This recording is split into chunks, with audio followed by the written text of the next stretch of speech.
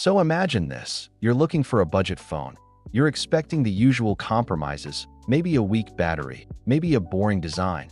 But then out of nowhere, Huawei drops something that completely flips the script. This is the Huawei Enjoy 90 Plus, and on paper, it looks like just another affordable phone. But the moment you actually dig into it, things start getting really interesting and honestly, a little unexpected too. And before we go any further, if you enjoy straight-to-the-point tech reviews with real opinions, make sure you hit that subscribe button and drop a like because it really helps the channel grow and keeps these videos coming. Alright, first impressions, this phone actually feels more premium than its price suggests. You're getting a glass front, aluminum back, and a clean design that doesn't scream cheap. It's slightly on the heavier side at 212 grams, but that weight actually gives it a solid in-hand feel, like you're holding something reliable. And there's also IP64 rating, which means it can handle dust and splashes, something you don't always see in this price segment.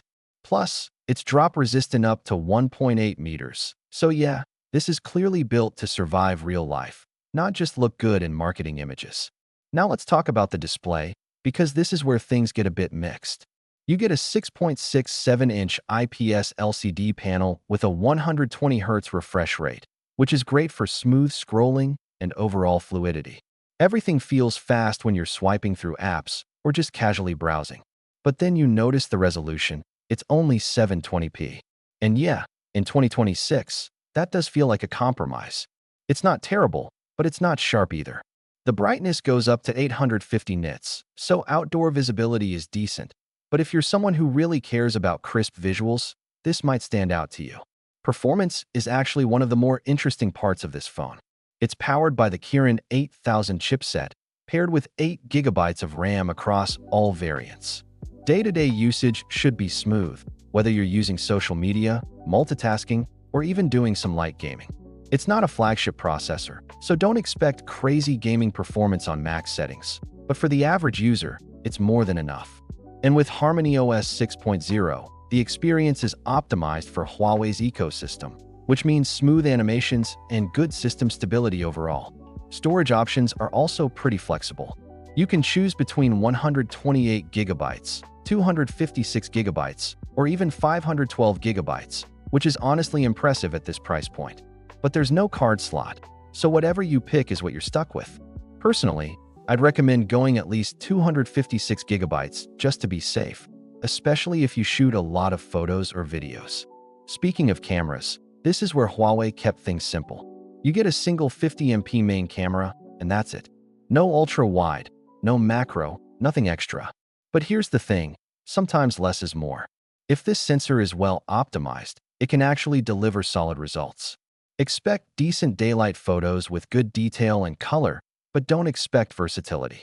Video goes up to 4K at 30 frames per second, which is nice to see, especially in a phone at this level. The front camera is 8MP, also capable of 4K, which is a nice bonus for content creators or anyone who does video calls regularly. Now let's get into what might be the biggest highlight of this phone, the battery. A massive 6,620 mAh battery. That is huge. This is the kind of battery that makes you stop worrying about charging. You can easily get through a full day, maybe even 2 depending on your usage. And with 40W fast charging, you can get to 55% in just 30 minutes. That's not the fastest out there, but considering the battery size, it's actually pretty impressive. There's even reverse wired charging, so you can use your phone to charge other devices, which is always a handy feature. But of course, it's not all perfect. There's no NFC, which might be a deal breaker for some people, especially if you rely on contactless payments. There's also no headphone jack, which is becoming more common, but still worth mentioning. And the USB Type-C is only 2.0, so don't expect super fast data transfer speeds.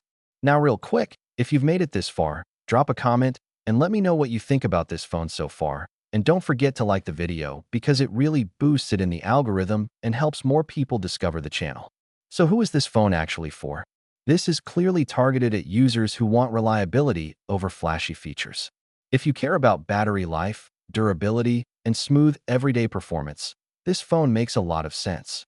But if you're looking for a sharp display, multiple cameras, or premium extras like NFC, you might feel like something is missing. What's really interesting here is how Huawei is focusing on practicality. Instead of chasing trends, they're building something that just works for a long time. Big battery, solid build, smooth performance, that's the core idea here. And honestly, in a market full of overcomplicated devices, that approach actually feels refreshing.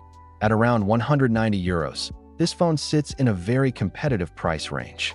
And while it does cut some corners, it also delivers in areas that matter to a lot of people. It's not trying to be the best at everything, but it's trying to be reliable at the things people actually use every day. So yeah, the Huawei Enjoy 90 Plus is not perfect, but it's definitely interesting. It's one of those phones that might not impress you instantly, but the more you think about it, the more it starts to make sense.